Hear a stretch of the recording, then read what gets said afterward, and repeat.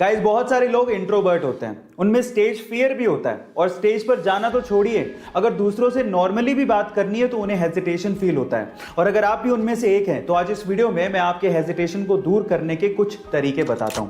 Number 1, जब भी आप घर पे हैं शीशे के सामने खड़े हो जाइए और बोलने की प्रैक्टिस करिए। इससे धीरे धीरे धीरे करके आपका कॉन्फिडेंस लेवल इंक्रीज होने लगेगा। नंबर 2, लोग आपके बारे में क्या सोचते हैं इससे कोई फर्क नहीं पड़ता। हाँ, आप अपने बारे में क्या सोचते हो इससे बहुत फर्क पड़ता है, इसलिए हमेशा अपने बारे में पॉजिटिव सोचिए। एंड नंबर 3, जब भी आप किसी से बात करें उसकी आंखों में देख के बात करें, ये लीडरशिप की क्वालिटी होती है। एक बार एक वकील कोर्ट में भारत के 40 स्वतंत्रता सेनानियों को बचाने के लिए केस लड़ रहे थे, जिन स्वतंत्रता सेनानियों को अंग्रेजों ने फांसी की सजा सुनाई हुई थी।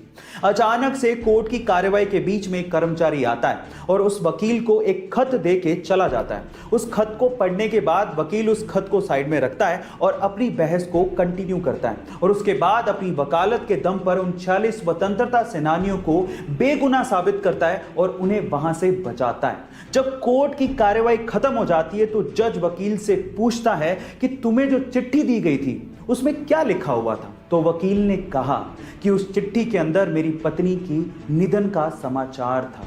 गाइस, अपनी पत्नी के निधन का समाचार सुनने के बावजूद भी अपने कर्तव्य को निभाने वाले कोई और नहीं बल्कि लौह पुरुष सरदार वल्लभ भाई पटेल थे। सरदार वल्लभ भाई पटेल के इस बलिदान को शत शत नमन। गाइस, अगर आपने हमारे सोलर सिस्टम के प्लैनेट्स को बड़े ध्यान से देखा है तो आपने जुपिटर के ऊपर ये लाल धब्बा जरूर देखा होगा। पर मेरा सवाल यह है कि आखिर ये लाल धब्बा है क्या?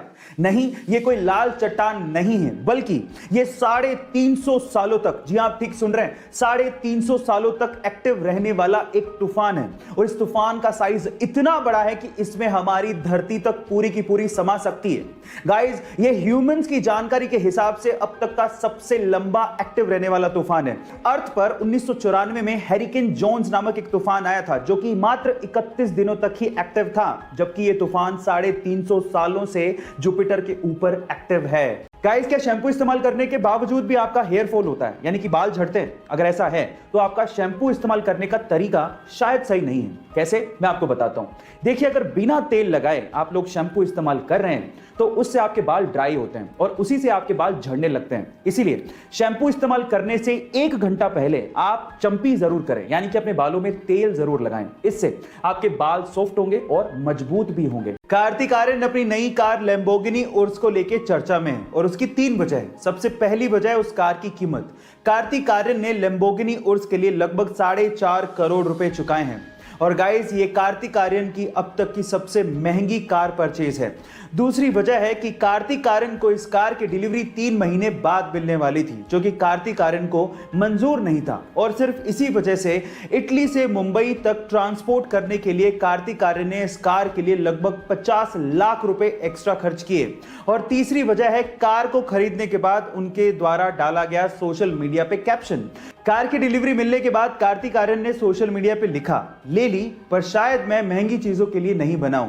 गाइस, आपका इसके बारे में क्या ख्याल है चैट सेक्शन में जरूर लिखिएगा और ऐसे अमेजिंग वीडियोस के लिए यूट्यूब पे हमारे चैनल को सब्सक्राइब कर लीजिएगा और अगर आप इंस्टाग्राम पे देख रहे हैं तो मुझे फॉलो करना मत भूलिएगा। मिलते हैं अगली वीडियो में।